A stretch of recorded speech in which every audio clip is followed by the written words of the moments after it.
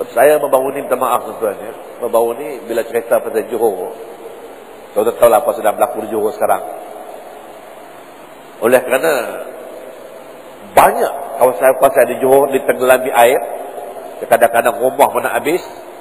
Ada seorang hamba Allah jumpa saya, dia kata, Ustaz, agak-agak zaman Nabi Nuh macam ni Ustaz Noor. Saya kata, Hash, you don't compare with zaman Nabi Nuh, saya kata.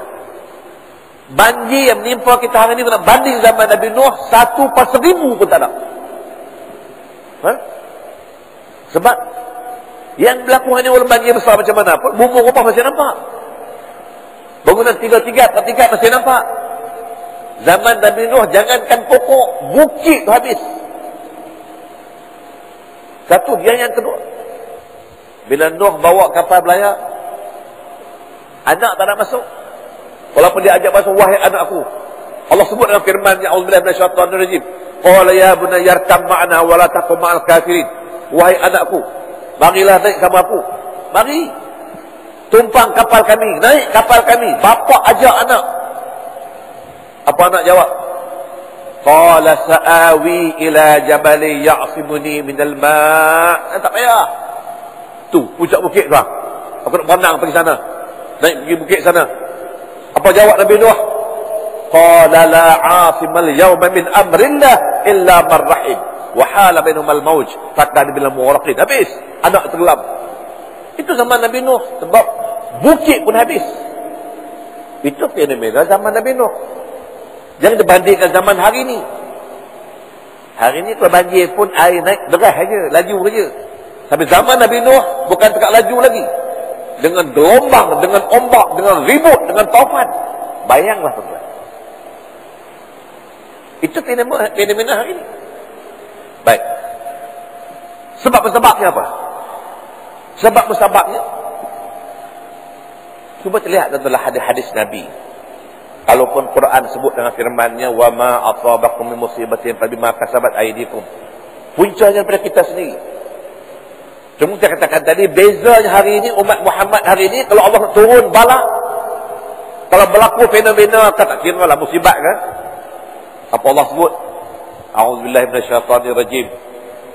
Wattaqu fitnatan la tusibanna alladhina zalamu minkum khassah.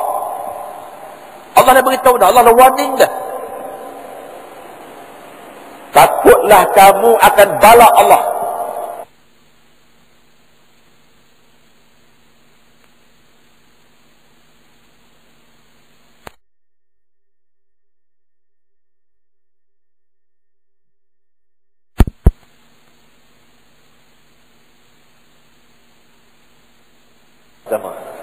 Dia silap ustaz-ustaz Pak Iman kena dulu.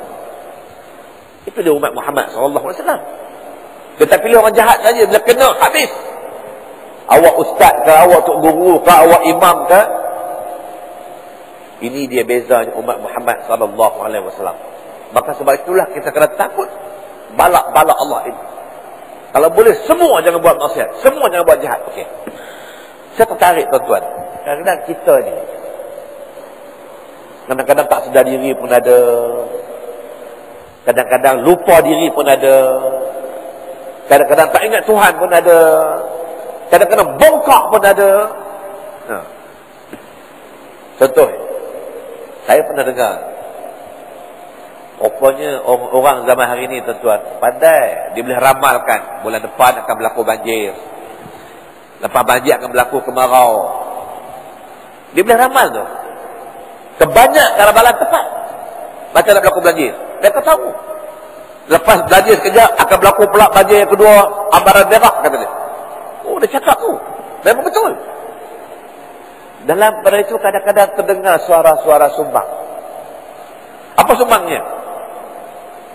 Bila ramalan mengatakan bulan depan akan banjir, ada orang berkata, tak apa, banjir berlaku, tak apa, kerana kita sudah bersiap sedia untuk menghadapi banjir. Aduh, hari ini yang tak sedap ni. Ada orang berkata, kita sudah bersiap sedia untuk menghadapi banjir. Apa persiapannya? Bot 3 biji sudah ada, beras 10 gundi dah ada, biskut kering 20 tin sudah ada. Takkan ini persiapannya? Oh tu selimut 20 helai dah ada. Astaghfirullahalazim. Kalau sekadar 10 guni beras berapa orang nak pakai? Untuk berapa orang? Tak terfikirlah kepala kita mangsa-mangsa banjir yang dipindahkan boleh meningkat ke angka 100,000 orang lebih. Macam mana? Di mana persiapan kita? Betul, kadang-kadang kita tersilap cakap, sesuai sangat. Sesuai berasa kita boleh mengatasi qadar Allah. Sepatutnya kita kena tawaduk, berdoa banyak, muhasabah diri. Apa kesilapan kita? Apa silap kita? Apa salah kita? Sehingga Allah turunkan bala. Baik. Saya nak bawa satu hadis. Bacaan kita katalah diramalkan selepas banjir besar ini akan berlaku kemarau yang paling hebat. Maknanya kalau banjir itu kan hujan banyak. Kalau kemarau, hujan tak ada, air tak ada, itu kemarau. Dapat diramalkan selepas banjir ini, selepas kering air ini, akan berlaku kemarau yang dahsyat.